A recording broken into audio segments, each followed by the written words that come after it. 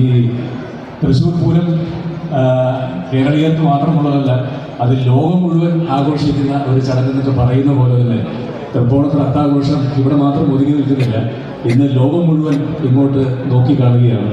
ഇന്ന് ഇവിടെ ആരംഭിക്കുന്ന ഈ അത്താഘോഷം ഒരുപക്ഷെ എനിക്ക് തീരുന്നത് ഡിസംബർ മാസം കഴിഞ്ഞ് ജനുവരിയോടുകൂടിയാണ് തീരുന്നത്. ലോകം മുഴുവൻ ഓണം ആഘോഷിച്ച് തീരുമ്പോൾ ഏകദേശം അടുത്ത ജനുവരി ആകാറുണ്ട്. കാരണം കഴിഞ്ഞ 37 വർഷമായി സിനിമയിൽ എത്തിയ ശേഷം ഞാൻ ഈ വിദേശങ്ങളിലുള്ള ഓണാഘോഷങ്ങൾക്കൊക്കെ പങ്കെടുക്കാറുണ്ട്. നവംബറും ഡിസംബറും താണ്ടി ജനുവരി വരെ നീണ്ടു നിൽക്കുന്ന ഓണാഘോഷങ്ങൾ.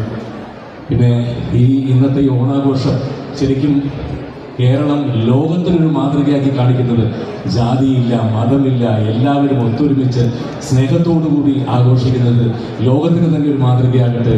എല്ലാവർക്കും അത്താശംസകളും ഓണാശംസകളും നേർന്നുകൊണ്ട് എല്ലാവർക്കും എല്ലാ നന്മകളും നേർന്നുകൊണ്ട് നിർത്തുന്നു. Thank you once again. ഇത് ഔപചാരികമായി ഫ്ലാഗ് ഓഫ് ചെയ്തതായി പ്രഖ്യാപിച്ചുകൊണ്ട് അതിലേക്ക് കടക്കാം.